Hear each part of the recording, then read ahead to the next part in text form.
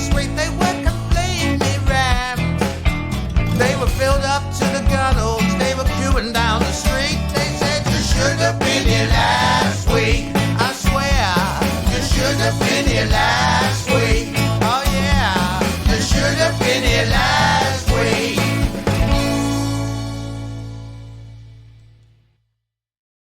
Hello and welcome to the latest edition of You Should Have Been Here Last Week, the podcast hosted by myself and fellow comedian Paul Ricketts. Watcher. You Should Have Been Here Last Week is the podcast that forges the backstage pass to clandestinely gaze upon the secret wonders of the comedy world. Each episode, Paul and I will be taking a look at the drivers, the strivers, the skivers, the connivers, the Dantes, the dilettantes, the diamantes, the jokers, the croakers, the fun pokers, the misfits, the quick wits, the hissy fits and the mishits, the fiery, the furious, the diary keepers and the weepers that collectively go to make up this business we call comedy. And today's very special guest is stand-up comedian, actor, writer, very much in-demand compere and Edinburgh Fringe Show stolt, the marvellously funny Charmian Hughes. Welcome to the show, Charmian. Thank you, Steve. I'm delighted to be here. Very nice to have you. How did you get started?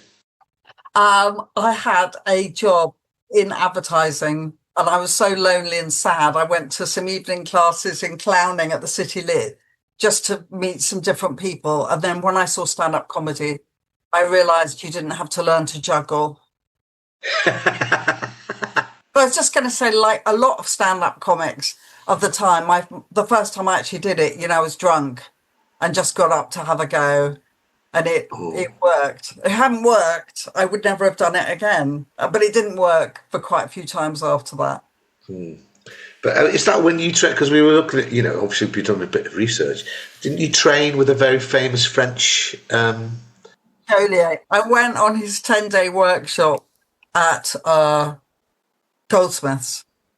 Oh, yeah. It cost me like 300 quid. And he was really horrible to me and I was a bit out of my depth. To be really honest, I say Gaulier trained, but every time it was my go and I got up, he'd go, merde. Oh, my God. And then they had these translators. They had these really smug translators who actually were theatre de complicité. And he'd go, merde. They say, Philippe says shit. As if you didn't know. Yeah. I hoped it was like French slang for genius. Yeah, exactly. Yeah, because he's famous for it, isn't he? That he would take people, he would like destroy them and then try and build them up again, as it were. But because lots of people, we've had lots of people on this podcast that have been trained by him. Chris Lynham. Yeah. I think Dave Thompson trained with him, didn't he, as well? Yeah. And also the guy who won the Edinburgh Award, he won Britain's Got Talent, the guy with the yellow vest. Oh, God. And he gave... Yeah. Very first time you did it. So what time are we talking about? What year? It must have been the early 80s. I stumbled in, but I was still doing my clowning. I was in a clown troupe at the same time. But it was at a peace festival against the American Air Base at Molesworth. And we'd done our clown show. They had a cabaret in the evening and I'd had a brandy and a few, spliffs. And say that in case I ever want to be Prime Minister or anything. But I got up and just had a go. And I was wearing my red nose. I was a bit pissed off with the clowning by then. And I got on the stage and went, oh, I'm a clown. I've done all the workshops. And I got a laugh. And so I did that for quite a long time. You may remember it, Steve, my Teatro de Existenza. Yes, I do, yeah. Before its time, it was meant to be an ironic, piss take of all that kind of self-indulgent clowning, but not... Sometimes people understood it. A lot of the time, they just thought I was a self-indulgent clown. Yeah, they took you seriously. I mean... Oh, yeah. So what put you off about clowning? I mean, because clowns tell me how wonderful and freeing it is, and it's the purest comedy. I think it is, and I think I've still got an inner clown that's able to play with audiences and be very present. But in my clown troupe, they're called Frantic Antics, and we were never out of work because the GLC, as part of its fight against Margaret Thatcher, spent lots of money on entertainment on the South Bank. to kind of, put the finger up at her Yeah. in Westminster. And so we were frantic antics, and there was a glamorous woman in it, and I was the other woman, the non-glamorous one. And the glamorous one, she could never carry any props or anything because she was too beautiful. Oh my God. And my clown was like the dog's body. And people was telling me that I talk too much and I had to not talk. And instead I had to, and I'm not a very athletic person, but actually I was doing quite a lot of acrobatics in it. And then I never had to do it again. I saw a stand-up comic and I thought, bloody hell, that's what I want to do. Who was it? Do you remember? Who was the comic? It was Jenny LaCote. Oh, wow. She was at the Drill Hall. She used to do the Comedy Store and then she became a writer. She was at the Drill Hall as part of the London International Festival of something or other. And she just stood there talking about, how men don't do the washing up. I thought it was fantastic. And also John Sessions doing his one-man Peeps show. Peeps, right. like, it's not like Peep Show. No, Yeah. Samuel Pepys Show. Yeah.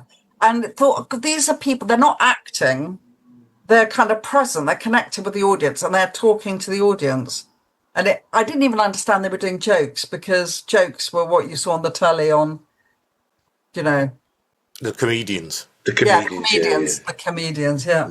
So it was a very, very slow process of actually working out how to do a joke. I mean, it took me a long time and I was crap. I was so crap at some points. There's some places I feel I can never show my face again 40 years later. And then I had some great audience feedback. Like, oh, you brought your dog. He would have been better on stage. Oh, my God. Anyway, not like the brilliant, but I think that's like Picasso, isn't it? Well, actually, he was never shit, was he? But, it takes a long time sometimes. I'm the tortoise of comedy. Yeah. I mean, growing up, you sort of, did you take any notice of stuff that was on the TV comedy-wise? I love Dave Allen.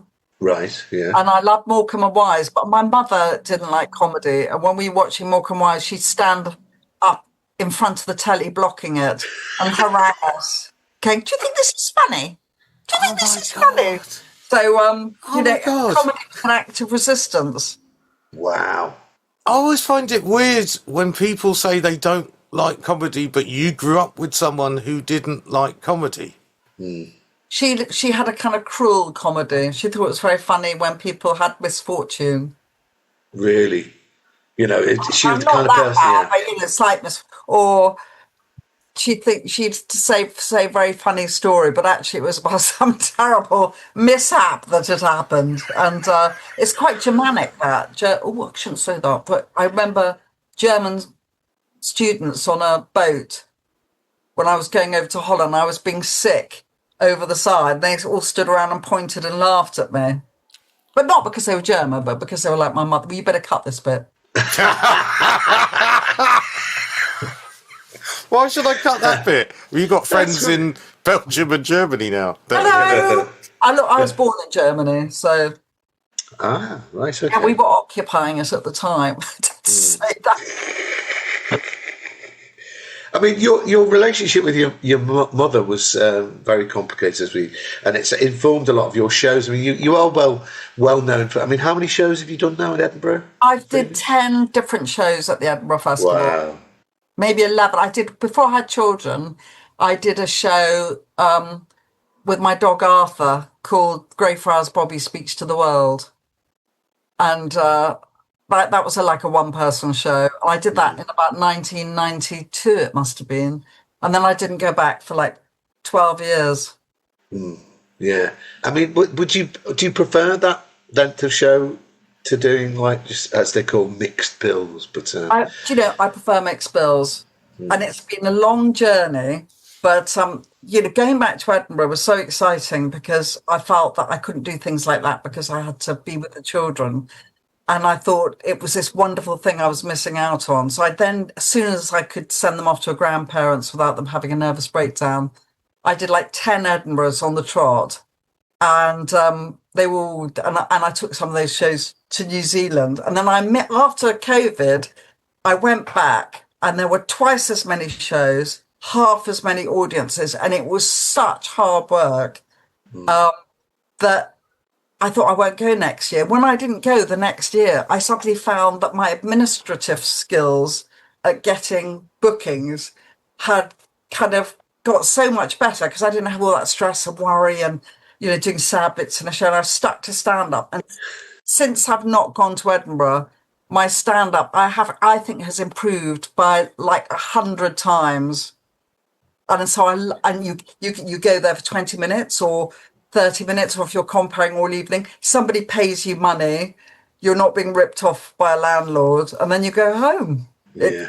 And it's just pure comedy. You don't have to kind of have a narrative. I mean, it's an incredibly long time to come round to our way of thinking. It's ego, because it's reality. I thought, also, as you say, I did a lot of stuff about my mother, and I think I exorcised her through those shows. I mean, I really only did 3-4 shows about her. The first one I did, I had a review said, "This isn't comedy. This is a cry for help." And it was, but it also. I did a couple of years ago. I assisted Angie Belcher, where she developed this comedy on prescription for people who've been through trauma. And you could see that when you get control of your story, when you can tell it your way, even making things up and exaggerating, you kind of take your power back. And and I always used to tell stories about my mother to my school friends, and everybody laughed and they thought it was hysterically funny. But, she was a difficult woman, born by the war and all sorts of other things. But even then, I think I was trying to get the power by doing it my way. Anyway, I don't do that anymore. Did she ever come and see any of the shows? She came to see me. The first time she came to see me was at the City Lit when we were doing our showcase, and we had we were doing improvisation, and we got a bit stuck. And afterwards, she came up and she went, "You didn't know your lines." And I said, "It's improvisation." She said, "You still didn't know your lines." And it was really hot. She really put me down. The second time was at the Riverside Studios, where we did a show, Frantic Antics, about the treasures of Tooting Car Park. And I was dog's body and I wore shorts, and she screamed with laughter all the way through because she made me so nervous seeing her in the audience. And after, she said, "It was so funny." She said, "Your legs in shorts."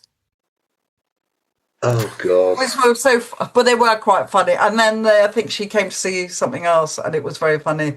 But I think it was so other to her, comedy. I mean, she was a very theatrical person, and I think the idea of comedy, if I had been live at the Apollo, she would have said, "But don't you think you should get into rap?" Rap. Everyone wants to be in rap. Oh my God. So I love a mixed bill. I mean, do you think how would you say it's changed over the years, the comedy circuit? Well, I think that I think at the beginning nobody really understood what they were doing. Some people were just naturally brilliant and they worked it out, but a lot of people were stumbling around because we didn't really have a lot of, it was a new thing, wasn't it? Alternative comedy, where you talked about things that weren't like generic jokes. So I think nowadays people get there quicker. They do all these courses. A lot of people are quite the same as each other. But I think that there are more women now. I think it's more professional in terms of content. I don't know how. I miss the Mavericks and the Loonies, and who would take a lot of risks. I mean, I don't know if anyone's really going to shake the government, are they? No. They're not nobody's going to come for them gunning. Or maybe they will if, It depends if it's on a dating app or not. Yeah. I mean, we had a lot of little clubs and the money was better in the old days. Well, we've discussed that Yeah, a lot on this program, haven't we? So, I mean, you see lots of these, lots of new acts in your MCing at various London clubs. So, I mean, do you think the standard's higher now? I think that not those new act nights where they're all the kind of, God, a lot of same old people, not the same old people doing the same old stuff. I think the standard I think people are tighter now. They're much quicker because they've learned by watching people absorbing it, turning it into their own thing. I mean, if I think of some of even the really amazing stand-ups when I started, there was a lot of long-windedness before you got to the joke. I think we've just learned. It's like with a novel. The first novels were 1,000 pages long and quite boring, weren't they? Tristram Shandy's practically unreadable. but it developed. People worked out how to do it. Yeah. I mean, does that anything to do with social media? Do you reckon? I mean, that's another thing we always ask about. God! Oh my God! Social media. I'm getting onto Instagram. But I've come off TikTok and stuff because it's so vile. But I think the idea of having a clip where you're doing something funny with a member of the audience, it has a terrible death hold on comedy. And so you get compares doing far too much crowd work. And so when the first act goes on, it's the first time an audience has heard a joke. A joke. And so basically that first act is having to teach them how to do comedy. And they do too much. They do far too much. They're waiting for that magic clip that's going to make them famous. Luckily for me, every time I've been filmed by anyone, I've either got my head missing or...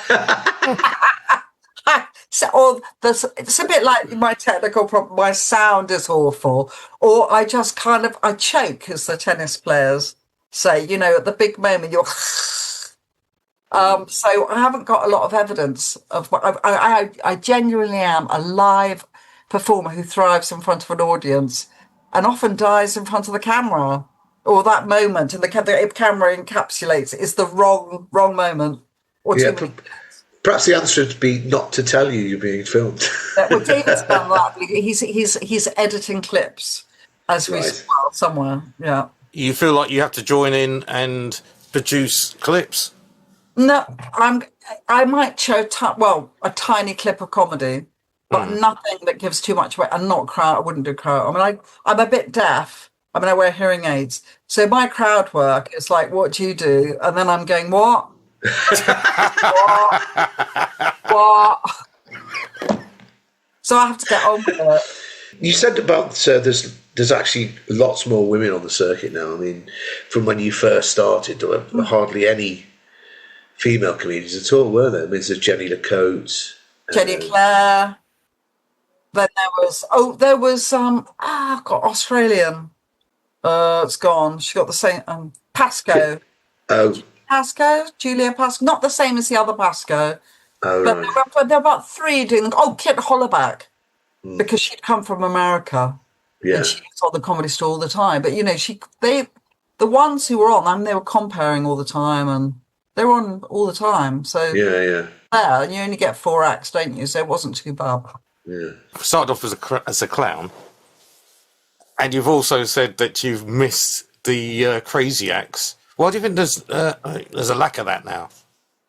I think that those acts probably go on to do one-person shows at Edinburgh and win prizes because they've got the space for them. There are a lot of shows that couldn't go and do a club because that's their space. Whereas a promoter who sees them do a 10-minute clip or 5-minute clip, it's quite hard to get across. And if it's brilliant, I think it can actually make the whole night a bit lopsided. You have some amazing physical clown.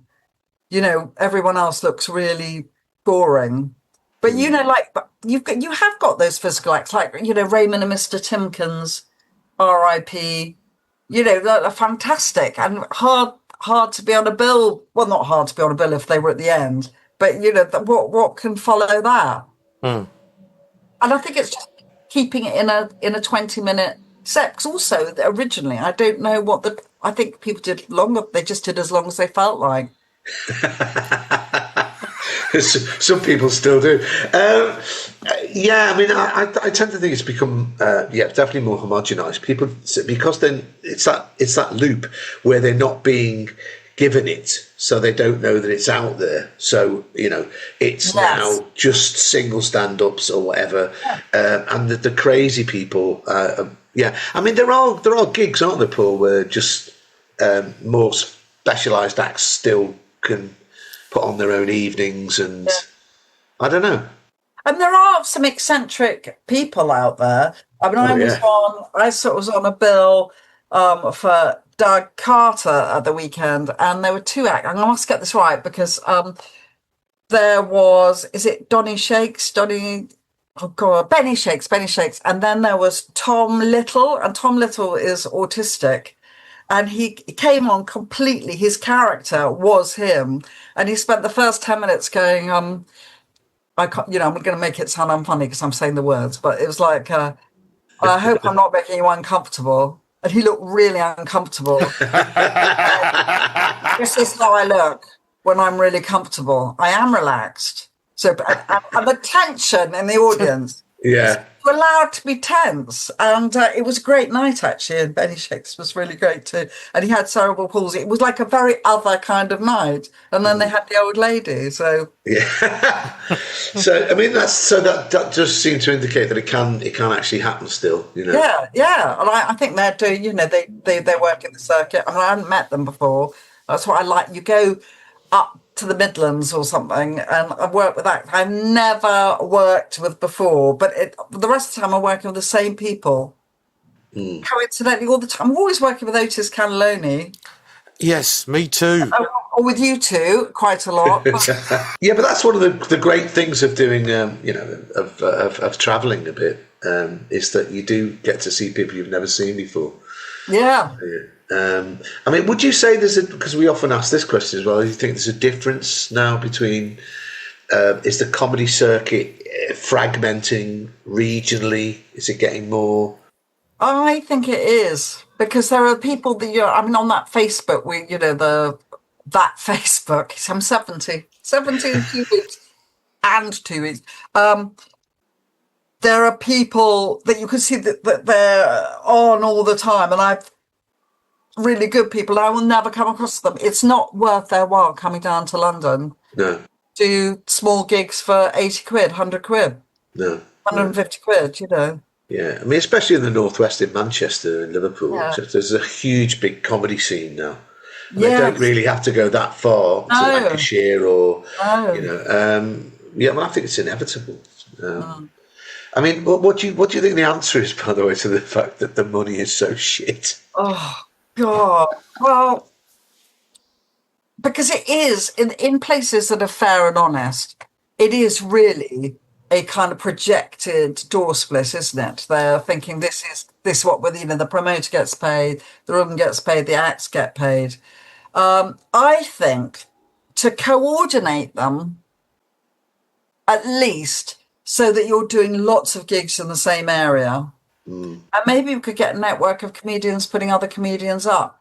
Yeah, I've never heard that suggested before. Yeah. Have you not? No. I mean, it's certainly quite a good idea, but because the cost of hotels is just makes the gig unviable, doesn't it? I don't think my partner would be very happy with random comedians popping in every weekend. I mean, that's just my initial reaction to that. I think maybe if you were doing, but maybe it could be more formal than that. You could have maybe they pay 40 quid or something. So it's comedians and B&B. That's Top up your fees. Where's my breakfast? Airbnb. Yeah. Are you ever going to go back to Edinburgh? Or are you going to do? Well, I think I'm invited when I'm really famous, and they're begging me. I will go up, and I did go up last year. I was to do the Women in Comedy in a celebration of 50 years of women in comedy at the Guilty P. Oh my God, that was in the 80s.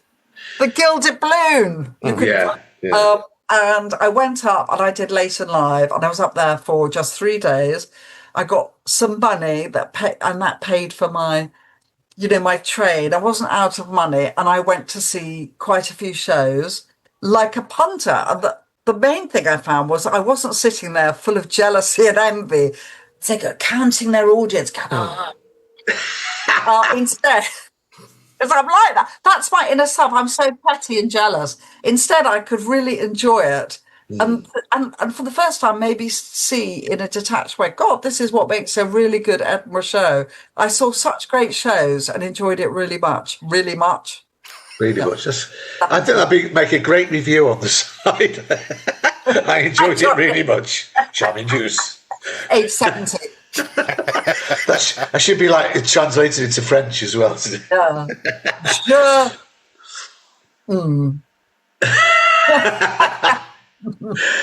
I mean, we always end with this question. What do you think the future holds for the world of comedy? I mean, how do you see the comedy going in the next few years?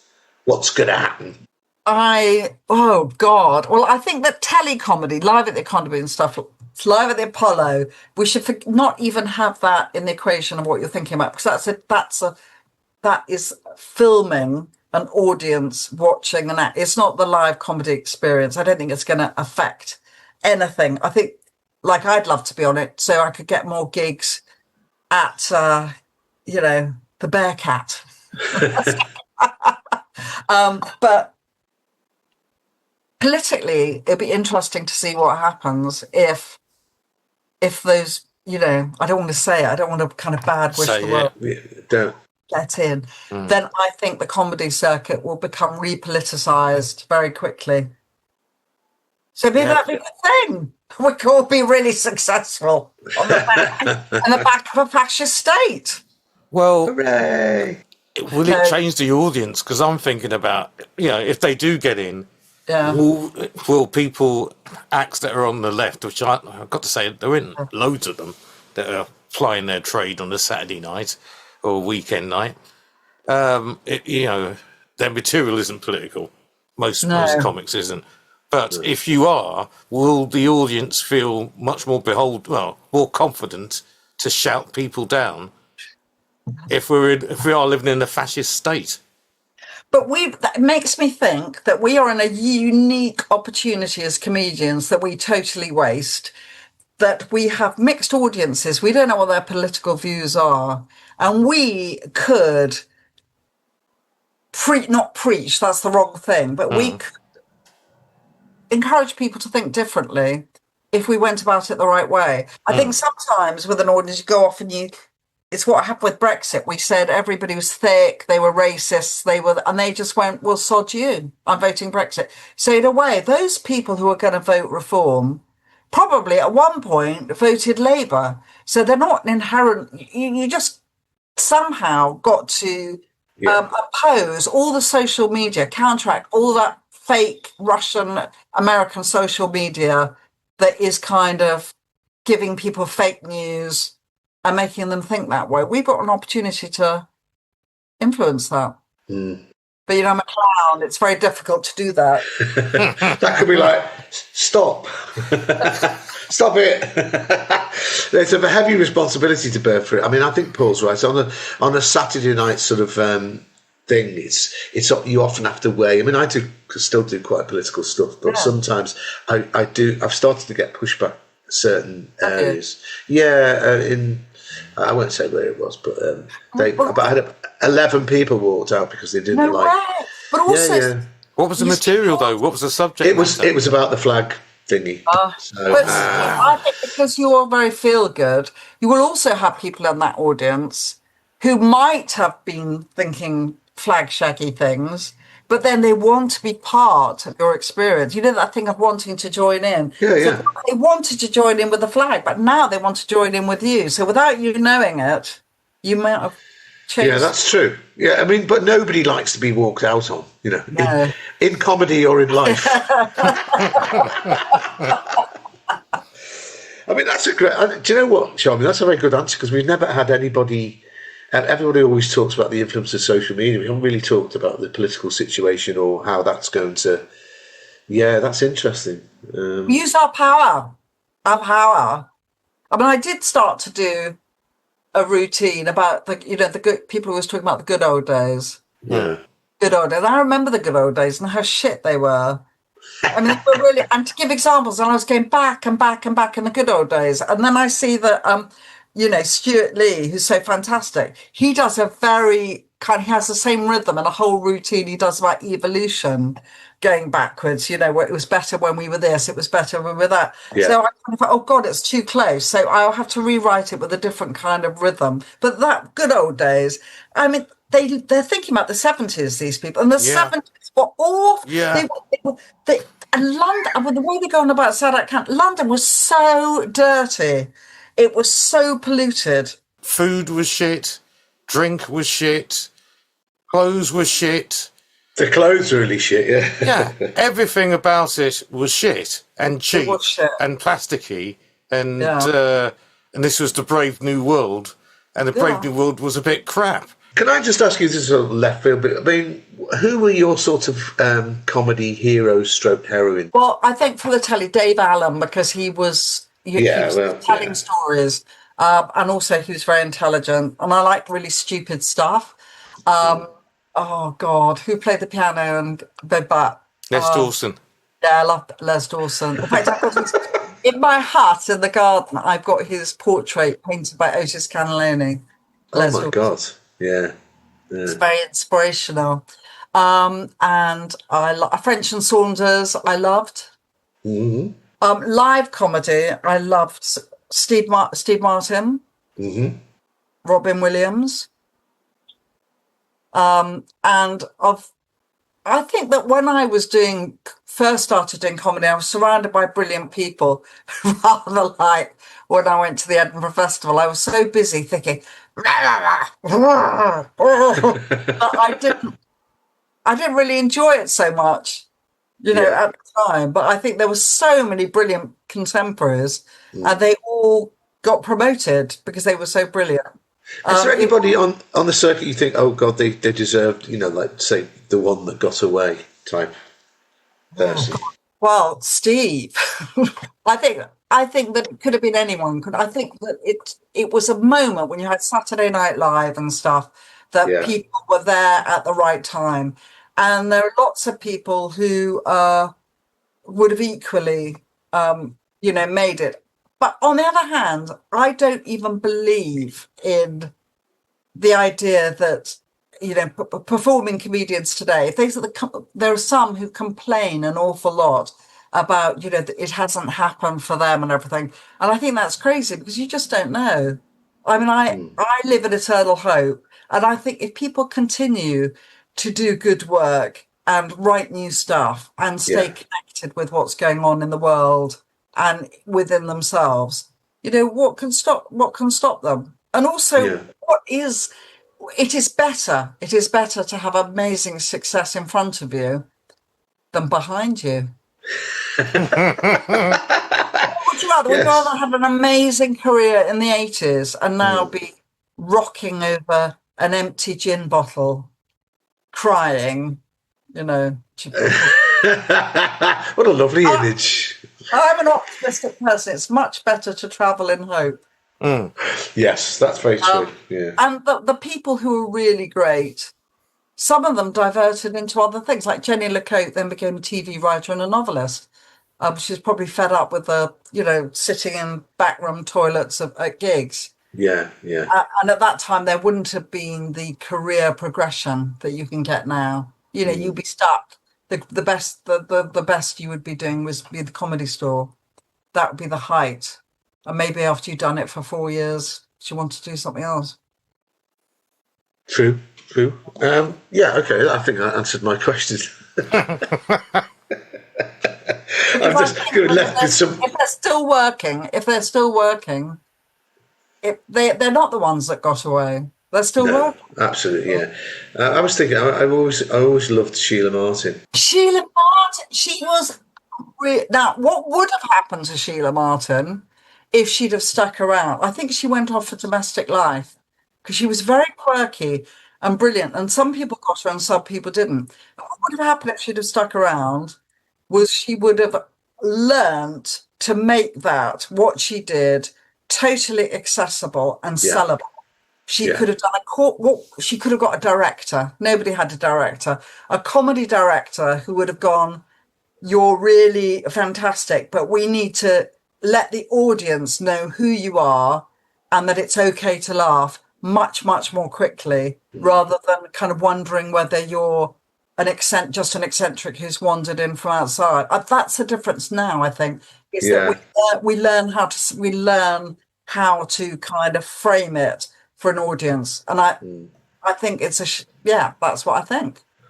I mean, there is still we say this, but there's still quite a high attrition rate. You don't notice that people have dropped out, but they do still, don't they? I mean, a lot of people.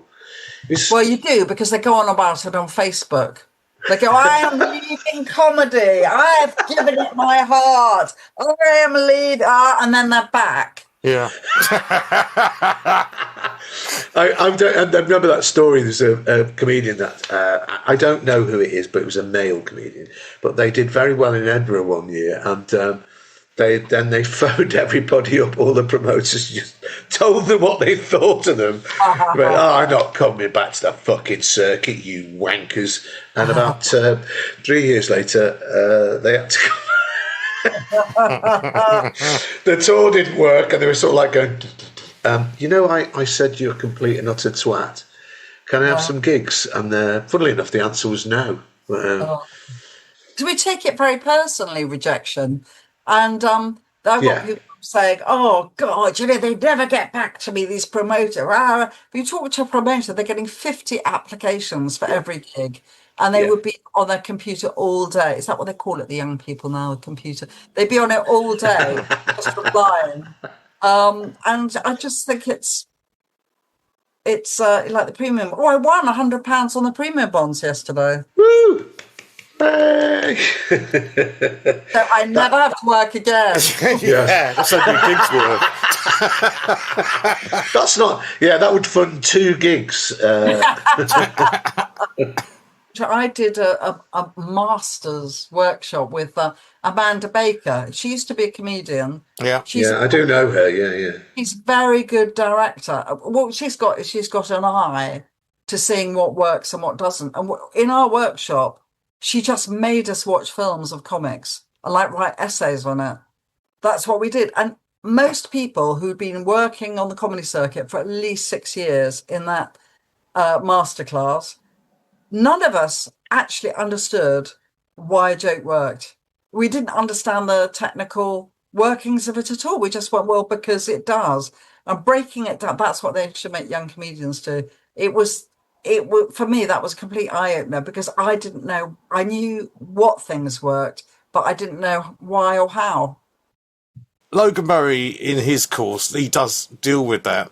And which is, a lot of courses have that in, the structure of a joke and the 2 ideas. You set them up, and then the punchline is the comedian solution. All that is, they know more about the technical stuff than I think previous generations do. Finding who you are. And I think that Tony Allen, he had a book called Attitude, which I haven't read, but I got somewhere. But it's your attitude is everything, isn't it? It's like how you see the world. Yeah. That's what that and jokes is what makes it good. Yeah. It's very true. Very true. Can't disagree. Don't disagree. Yeah. Is this a good moment to end the interview? Yeah, I think that. Do you know what? That was a great bit to it. Yeah, because Charmian's face then was great. But he said, "That is good," or in the words of Gaulier, "c'est bon." Soit bon. What does that mean? It means next person, Charmian.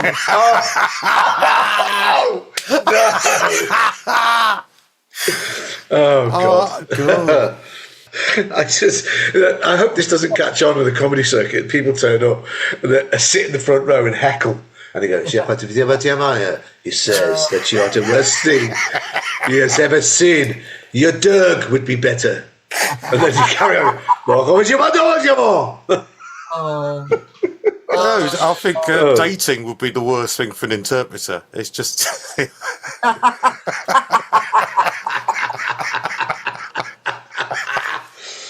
good place to end, isn't it? Yeah. Yes. And thank Yeah, you for coming great. on, Charmian. Well, thank you very much. And I Thank haven't you, even it's had my brilliant. breakfast yet. Me neither. God. I'll be honest. Oh. Both of Neither us. is my dog, because we rushed in. I thought, oh my God, we're so late. Anyway, it was all fine. Brilliant. So what we'll do now is if you sounds really rude, but if you leave, you go, and then we'll just do that. We sort of do a You wrapping talk up about bit, me. but- You talk about me. we won't. Well, a little bit. But you can. But the point is, it's not behind your back because you can listen to the final thing, can't you? You can. Absolutely, I can. You can hear what we're going to say about you after you've Okay. gone. But you have to go I'm going first. to go and have my breakfast, boys. So thank Okay. you very much for Thanks having very much, Charmian. That's brilliant. Thank you. Mwah. Bye. Oh, I'm here. I can still hear you. I know you got to leave the. You've got to leave the thing, sir. I'm trying to. Where have you gone? Are you still there? Yeah, we can see you. Yeah. Oh, where Well, is it's down it? the right hand corner. Just press it. Yeah. But there's nothing. There's nothing. It's gone. It's gone mad. Oh, hang on. It's gone. I'm going to turn the computer. Whoa, I have to pull the plug out. Well, yeah, that would do it. This is really weird. It's haunted. Well, that was fantastic, Charmian. Yes. I'm trying to work out, are we going to leave that bit in the final edit? I think that'd be quite funny if we Yeah, did. I don't know. We are then. That was a wonderful Charmian Hughes. So, if you enjoyed this podcast, broadcast, show, Yeah. tell your friends, Yeah. tell your But family. could you tell them in French, though? Yes, indeed. That's on you, yeah. Through a translator. That's Ce podcast, très bon. Très bon. Très bien. Très bon, yeah. Très bien. Écoutez et répétez. It's like the idea of that guy just sat there going, merde. Everybody knows that word, don't they? Yeah. Well, you don't need any translation for it. No, not when his face is telling you anyway. I mean, obviously he's a clown, and he's in the clown. The thing is, when I hear about people talking about Gaulier, goes, well, he unleashes you in a clown. He don't seem to have much of one, does he? No, He that's true. seems to be quite a miserable, hard-faced, who's not, inner clown doesn't seem to come out in his training for you to become an inner clown. He actually would be very good at a horror version, because clowns have been used in instead of penny whistle, it'd be Gaulier, and people would be terrified. Well, yes. You just pop up and just go, no, Yeah. and then go back into the shadows. And go, Yeah, but he should be wearing full clown makeup. definitely, More yeah. frightening. So The instead of clown stabbing you to death, he just destroys your self-esteem, which Yes, is he does. more horrifying. And when he kills his victims, because he's got to be a murderer, the clown murderer. Inappropriate paper flowers will burst out of coffins at the funeral. Just so.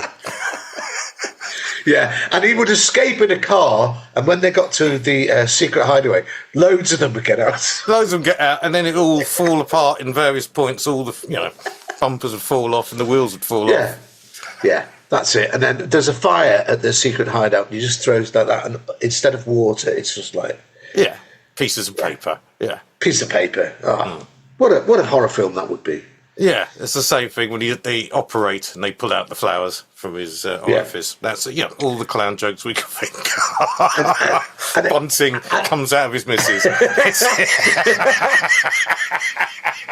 And instead of being called it would be called shit. Shit, man. Shit. Shit, brackets, reconsider your life choices. Yeah. I don't like it.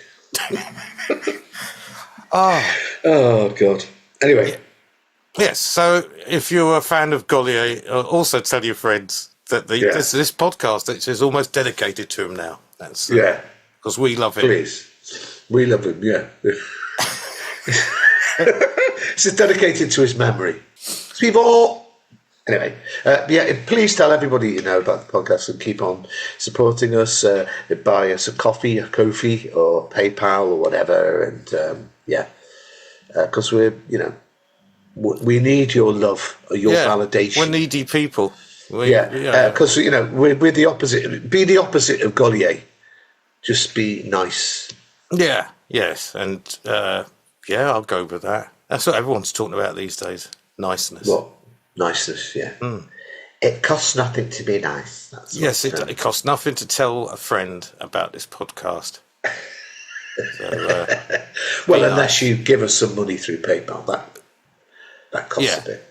It's all of this is in the description. We're losing the will to finish this show. Yeah, sorry. It's the longest outro we've ever done. So no, there's been longer, but I've just edited them down as I will this one.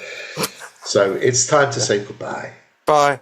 Bye. Bye, everybody. Bye. They said you should have